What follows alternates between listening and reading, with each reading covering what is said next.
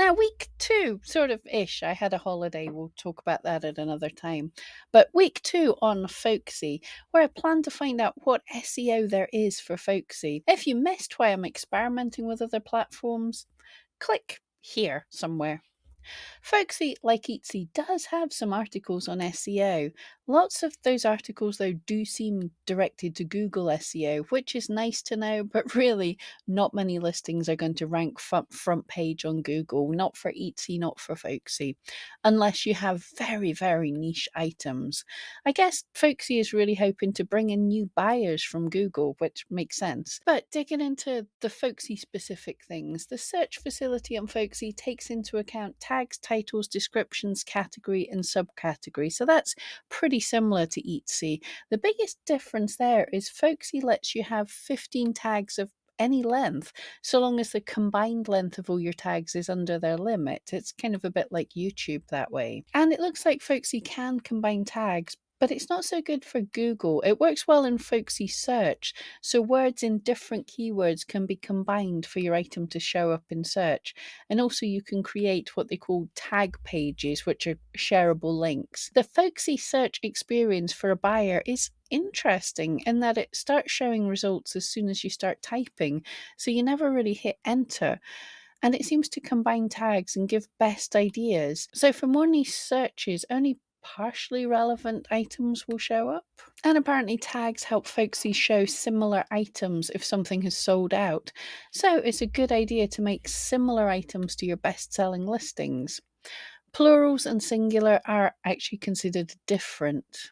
So day 1, I noticed gifts for craft lover on the first page of Folksy, and so I add it to one of my listings, the black cat splat, and add some more images.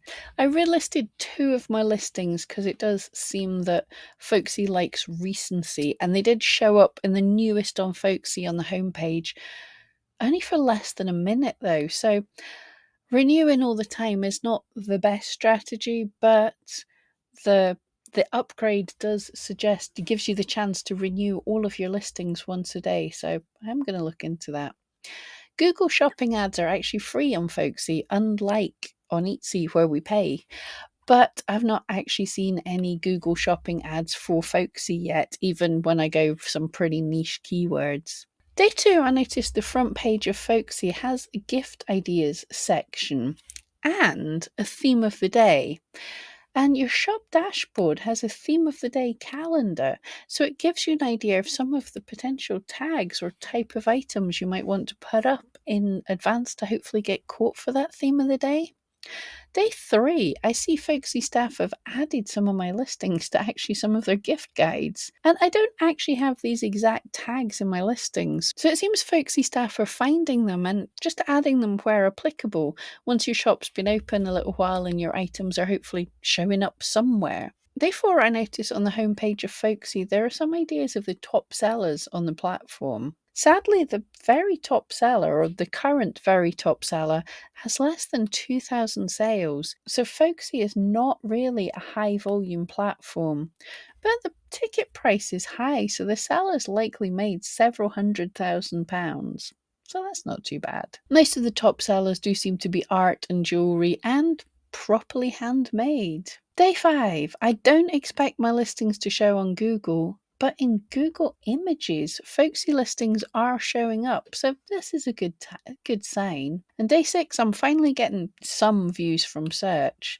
These are not really enough to get an idea of what's working yet, but I find needle felt book interesting in that it looks like people were just typing and see what they want before they finished saying the whole word bookmark, as I don't think needle felted book is quite a thing yet. The pages would be floppy.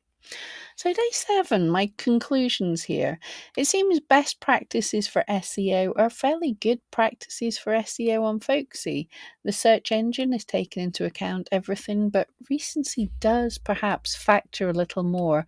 So I did sign up for the Folksy Plus account, which does encourage you to relist your listings once per day for free.